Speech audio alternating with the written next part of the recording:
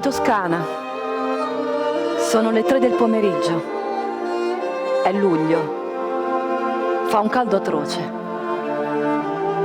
La prima cosa che io e gli uomini della Guardia di Finanza troviamo nei capannoni dello Smannoro alle porte di Firenze è un pesce. Un merluzzo messo a dessiccare e divorato dalle mosche che ronzano nel caldo asfissiante del pomeriggio. Entriamo. Lo smarrimento sul volto degli operai che non sanno chi siamo, cosa vogliamo. Il nervosismo su quello del proprietario, cinese. Fuori il pesce, vero.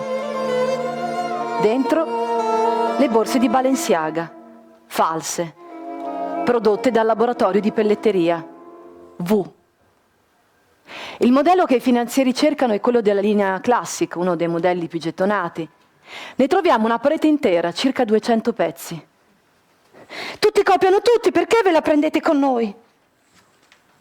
Si lamenta la giovane figlia del titolare. Dove sono le targhette? Incalzano i finanzieri. Io non ne so nulla.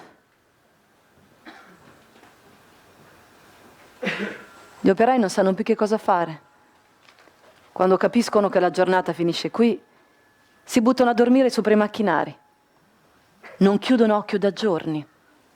È il loro momento. Salgo le scale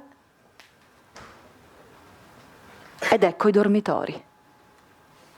Dormono lì, sopra la fabbrica, tra i topi, la sporcizia, avanzi di cibo sul pavimento, cucina incrostata, una puzza terrificante. In fondo alla stanza c'è una catasta di scatoloni con un'enorme scritta. Made in Italy.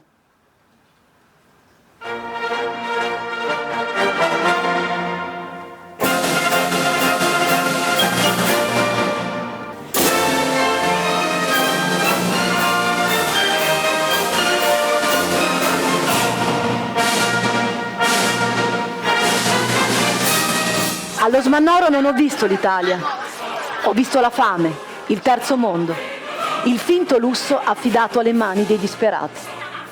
188 microimprese nello stesso magazzino, suddivise in tante cellule come in un favo. La Perigina però sta fuori, lontana, ha conti in Svizzera e società controllate ovunque. Qui dentro ci sono gli schiavi, uomini, donne, bambini, perfino un neonato che dorme in una culla piazzata fra collanti e macchine per cucire.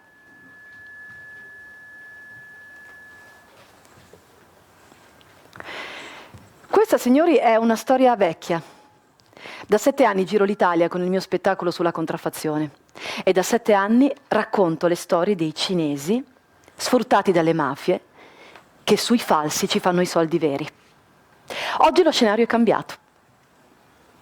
Poco distante da Prato, vicino allo Smannoro, c'è Prato, no? Conoscete? Prato.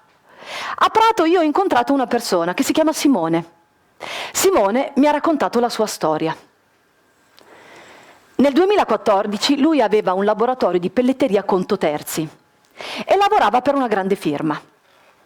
Simone era uno degli artigiani più attivi nella difesa del Made in Italy. Dopo qualche mese la grande firma va in crisi e la prima cosa che taglia è la produzione esterna. L'azienda di Simone fallisce, altre 3 del suo indotto sono costrette a chiudere, 40 persone rimangono senza lavoro. Oggi gli hanno proposto di ricominciare, ma dopo 4 anni, dopo 5 anni le persone cambiano lavoro. Certo, ne puoi trovare altre, però le devi formare. E per accettare hanno bisogno di una prospettiva di vita, di una garanzia di continuità, di un compenso dignitoso. E invece con i soldi che gli hanno proposto, con i prezzi che gli hanno proposto, quelle persone sarebbero i cinesi d'Italia. E allora scusate, tanto vale andare dai cinesi allora, ma non per produrre i falsi, ma per produrre gli originali, no? Simone mi ha raccontato che nel mondo del lusso sta cambiando tutto il sistema. Tutto. Ora le grandi firme si fanno da sole le loro fabbriche perché vogliono controllare direttamente la filiera. Poi non oso immaginare, mi dice, che cosa accadrà quando andranno in crisi, chi ne pagherà le conseguenze. Le grandi firme si fanno le loro fabbriche, dicono, perché la filiera è a rischio sopravvivenza. Sì, è a rischio sopravvivenza. Perché, mi dice Simone, quando ci hanno dovuto tirare il collo, ce l'hanno tirato e hanno continuato a tirarci il collo fino a quando a loro non è convenuto e allora sono andati a produrre fuori. Ora sono tornati in Italia. Nella moda, nella pelletteria, ci sono grandi possibilità di rilancio del lavoro e del Made in Italy. Ma quando non si trovano giovani disposti a iniziare, si dice non hanno voglia di lavorare. Non è vero. La verità è che li devi pagare e gli devi dare una prospettiva di vita, una visione di futuro. Le aziende, le persone non sono pedine di scambio, sono parte di questo sistema e senza di loro non c'è più sistema.